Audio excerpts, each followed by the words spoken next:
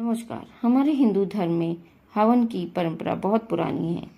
तमाम शुभ अवसरों और धार्मिक कार्यों पर अक्सर घर में हवन का आयोजन किया जाता है। नया घर, दुकान, बिजनेस या फिर शादी ब्याह जैसे तमाम मौकों पर हवन और यज्ञ जरूर किया जाता है। हवन के दौरान अगर आपने कभी ध्यान दिया हो तो देखा होगा कि मंत्र के बाद स्वाहा शब्द जरूर बोला जाता है। इसके बाद ही आहुति दी जाती है।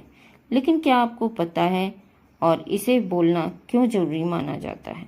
अगर आपको नहीं पता तो आज हम आपको बताएंगे कि हर आहुति पर स्वाहा शब्द क्यों बोला जाता है। हवन के दौरान स्वाहा बोलने को लेकर कई तरह की कथाएं प्रचलित हैं। पहली कथा के मुताबिक स्वाहा राजा दक्ष की पुत्री थी, जिसका विवाह अग्निदेव के साथ हुआ। इसलिए जब भी अग्नि में कोई चीज समर्पित करते हैं तो उनकी पत्नी को साथ में याद किया जाता है, तभी अग्निदेव उस चीज को स्वीकार करते हैं। और दूसरी कथा है कि एक बार देवताओं के पास अकाल पड़ गया। उनके पास खाने पीने की चीजों में कमी पड़ने लगी। इस कठिन परिस्थिति से बचने के लिए भगवान ब्रह्मा जी ने एक उपाय निकाला कि धरती पर ब्राह्मणों द्वारा खाद्य सामग्री देवताओं तक पहुंचाई जाए। इसके लिए उन्होंने अग्निदेव को चुना। उस समय अग्निदेव की क्षमता भस्म करने की नहीं हुआ करती थी, इसलिए स्वाहा की उत्पत्ति हुई। स्वाहा का आदेश दिया गया कि वे अग्निदेव के साथ रहें।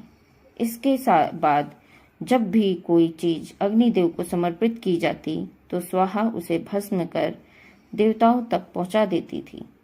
तब से आज तक स्वाहा हमेशा अग्निदेव के साथ रहती हैं।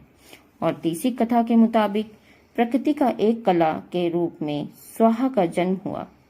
भगवान कृष्ण ने स्वाहा को आशीर्वाद दिया था कि देवताओं को ग्रहण करने वाली कोई भी सामग्री बिना स्वाहा को समर्पित किए देवताओं तक नहीं पहुंच पाएगी। यही कारण है कि हवन के दौरान स्वाहा जरूर बोला जाता है। ज्योतिष शास्त्र के मुताबिक कोई भी यज्ञ तब तक पूरा नहीं होता जब तक हवन का ग्रहण देवता नहीं कर लेते। हवन सामग्री को देवता तभी ग्रहण करते हैं जब अग्नि में आहुति डालते समय स्वाहा बोला जाता है। धन्यवाद।